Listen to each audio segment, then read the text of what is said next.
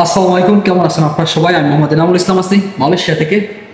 এই মুহূর্তে মালয়েশিয়াতে সবচেয়ে বেশি একটা সমস্যা আছে এবং সবচেয়ে বেশি যে কমন সমস্যা যেটা দেখা দিচ্ছে সেইটা হচ্ছে যে কলিং ভিসায় মালয়েশিয়াতে আসার পর মালয়েশিয়াতে বসে রয়েছে, কাজ কাম নাই, কাজ কাম পাচ্ছে না। এই মুহূর্তে অনেক বাংলাদেশি আছে, কলিং ভিসায় আইছে, সাপ্লাই কোম্পানিতে আইছে, কাজ নাই, ফ্রি ভিসায় আইছে, কাজ কাম নাই, বসে রয়েছে। এই ধরনের লোকজন মাঝে মাঝে ফোন দিয়ে বলে যে ভাই কাজ কাম আছে কিনা। আমি আপনাদেরকে ক্লিয়ার করি, সেটা হচ্ছে যে আমি কোনো কাজ কাম দেই না, আর আমার কাছে কোনো কাজ কাম নাই। এখন মেন যে ব্যাপারটা সেটা হচ্ছে যে এসে বসে রয়েছে, এর মেন কারণ কি? মেন কারণ কি জানেন? যে মালয়েশিয়াতে যখন আপনি আসেন তখন কিন্তু আপনি কোনো দক্ষ লোক না অথবা দক্ষ শ্রমিক না। আপনি যে কাজ কাম, এমন কিছু কাজ কাম আপনি জানেন না যে কাজটা জানলে পরে মালয়েশিয়াতে আপনার কাজ কাম পাইতে পারেন, এমন কোনো কাজ কারো জানা নাই। একদম নতুন ওয়ার্কার মালয়েশিয়াতে আইসে, কাজ কাম নাই, কোম্পানিতে বসে রয়েছে, অনেকের কাছে ফোন দিচ্ছে যে ভাই কাজ কাম আছে কিনা। এখন যে কাজ কাম দিবে সে জানতেছে যে ভাই আপনি কি কি কাজ জানেন। এখন যদি ভাই আপনি কাজ কাম না জানেন, সেটা তো আর মানে লোকজন তো আর এমনি এমনি নিবে না আপনাকে, আর এমনি এমনি নিয়ে তো আর আপনাকে বেতন দিবে না।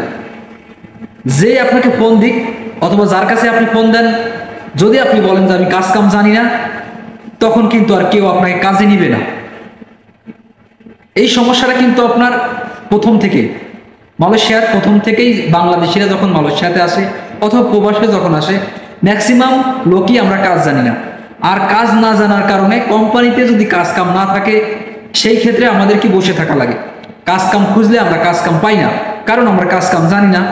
অনেকেই বলে যে ভাই আমার বেতন বাড়ায় না, হ্যাঁ, আবার অনেকেই বলে যে ভাই একটু বেশি বেতনের কাজ কাম খুঁজে দেন। এখন এই জায়গায় একটা পয়েন্ট আছে, বেশি বেতনের কাজ অনেকেই চায়, কিন্তু কাজ আমি পারি না, সেই ক্ষেত্রে তো বেশি বেতন দেবে না। মালয়েশিয়াতে আমার 7-8 বছরের অভিজ্ঞতা থেকে আমি বলতেছি, সেটা হচ্ছে যে যদি আপনি কাজ কাম পারেন তাহলে আপনার বেতন আছে। আপনি যদি ভাষা পারেন আপনার বেতন আছে, কাজ কামের চাহিদা আছে। যদি আপনি এই সকল স্কিলফুল লোক হন, আর যদি আপনি নন স্কিল হন তাহলে তো হবে না। তাহলে আপনাকে কেউ কাজেও নেবে না, কেউ আপনাকে ফোনও দেবে না, কেউ আপনাকে বেশি বেতনের চাকরির কথা অফারও করবে না। এরকম কিন্তু অনেক সমস্যা আছে মালয়েশিয়াতে, যারা নতুন অবস্থায় আসার পর এগুলো হয়। বিশেষ করে যারা প্রিভিসার লোক, যারা প্রিভিসায় আপনারা আসেন, তাদের এই ক্ষেত্রে সমস্যা আরও বেশি হয়।